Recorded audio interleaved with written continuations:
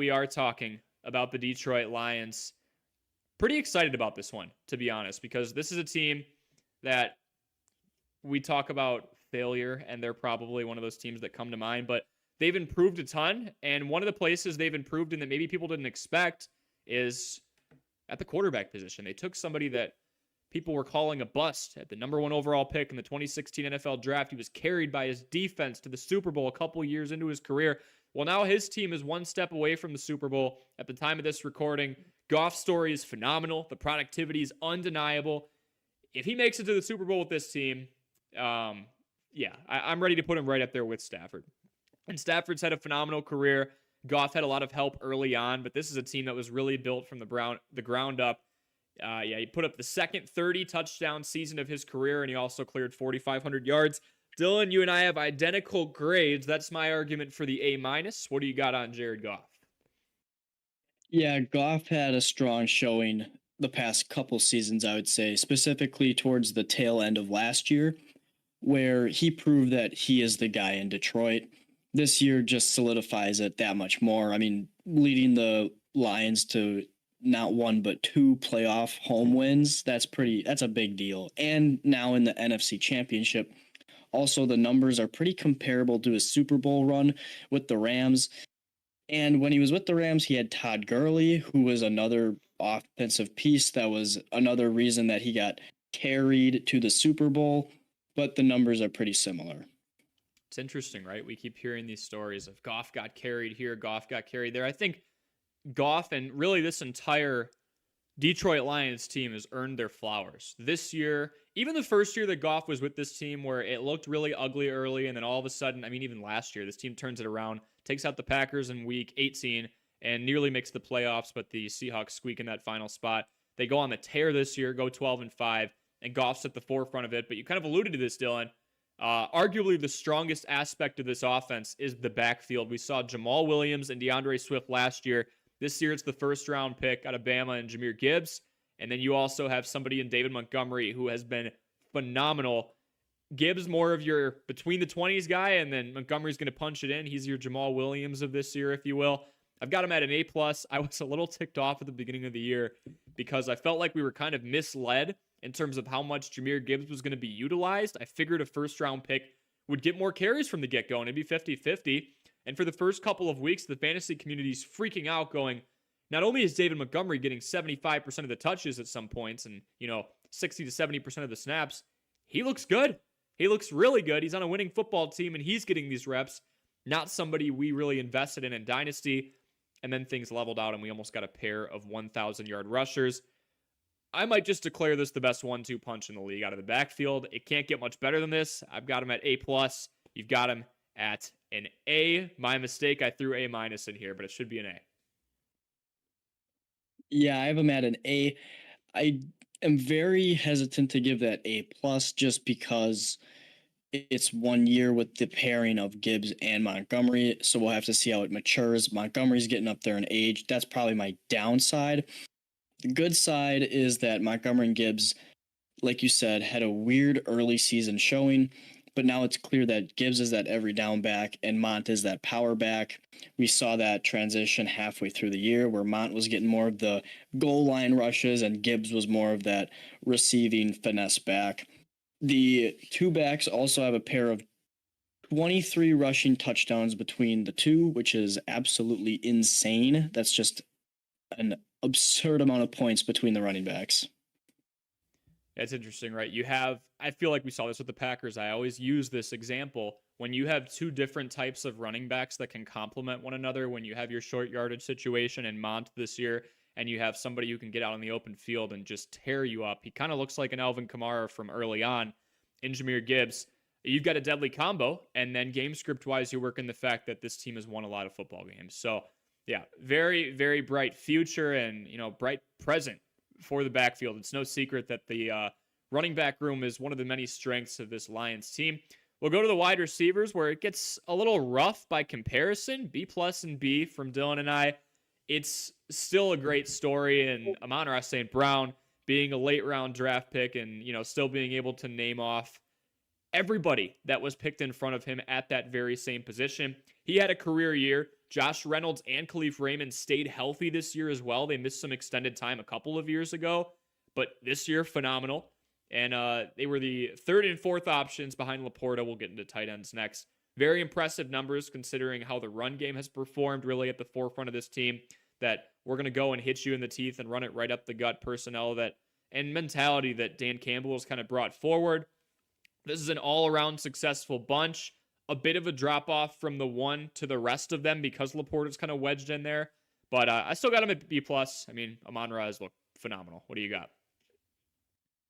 Yeah, I have him at a B. Amon-Ra was great. I think he got snubbed from the All-Pro. I agree. The reason I'm kind of hesitant is Josh Reynolds. He's becoming a free agent, and I don't know if Williams is going to step into that role that Reynolds holds. And if you get rid of Reynolds, Williams and Raymond had good supporting cast numbers, but Reynolds is kind of that third option, and you take away that third option, you're calling for another guy to step up, and I don't really see Williams or Raymond taking that jump just yet. Especially when you have not only Amon-Ra St. Brown in front of them in targets, but Sam Laporta, who we both agree, it's a home run. I mean, we look at talent like Mark Andrews and Travis Kelce getting up there and all of a sudden coming down with injuries. Kelce was hurt more towards the beginning of the year and then just wasn't utilized as much throughout the middle of the year. Andrews missed an extended period of time, and we really got to know Isaiah Likely, which was a plus. But you start to wonder, alongside guys like TJ Hawkinson, who's going to step up? Who's going to be the future? Well, you don't have to go outside of the NFC North for that, right? Sam Laporta, over 900 yards, 10 touchdowns, had the little injury towards the end in the turf. I don't want to say little because those look pretty serious, but to an extent, it looks like he will be all right. He was back in playing in no time. I'm really excited about Laporta, and I think, he's a feature piece in this offense, and he's part of the reason we have the wide receivers at the grade that we do because he's taken in so many targets. Yeah, he takes over the game when he's in there. He complements Amon-Ra so well, being that middle guy in the field, in the open field game. And I literally wrote down Sam Laporta, enough said. I mean, the beginning of the year was slower, but boy, did he pick up that second half quick. He really just shot out of a cannon. Yeah, we look at Iowa, tight end university right now, right? There's so many different talents that have come out of there. It kind of feels like Travis Kelce is the anomaly among those top tier ones. He was out of Cincy. Brother just retired. I have a hypothesis that Travis retires if they get 2 more wins in Kansas City this year. We'll have to see. But yeah, the next generation needs to show up, especially in a razor thin tight end market. And when I'm talking about that, I'm saying there's usually a couple top tier guys, and then you're streaming. I don't think we can name more than 6 or 7 tight ends in the NFL that you would trust on a week by week basis to produce and to help you win, and that you're not worried about dropping a horrible, 2, 3, 4 point performance. Very impressed with Sam Laporta. He could be a tight end 1 for years to come. And we finish with the weak link of this team. We'll see if it bites them. Again, at the time of this recording, NFC Championship has not happened yet. We'll see if it bites them this weekend against the dynamic 49ers. I've got a D as a grade, and Dylan's being a little nicer. He's got D+ for the defense. They allowed 23.2 points per game. That's 23rd in the league. They had to get into a lot of shootouts to win, and we talk about these exciting pieces like Amon-Ra St. Brown, like your Sam Laporta, like your 1-2 punch out of the backfield and David Montgomery and Jahmyr Gibbs both being around that 1,000-yard mark. Well, it's a good thing you have a lot of those pieces because there have been instances where all of a sudden the Lions are giving up 27 and 30 points in a game. All of a sudden Justin Fields is having 2 of the better games he's had the entire year. Yeah, I'm going to bring that up. He struggled at certain points, but when he played this Lions secondary specifically, he had a lot of fun. This is a team in general, if you're just looking at them from outside of fantasy football and you're trying to evaluate them, you look at this defense and you get a little worried. And you say, if somebody is hurt on offense or if someone's not on their game and you can't put up 30, you can't confidently say the Lions have this one in the bag because they've let a lot of teams get really close to them just because of the fact they can't really stop the ball on the other end. So you've got a D+? Yeah, I do have a D+. The Lions, very heavy offensive team.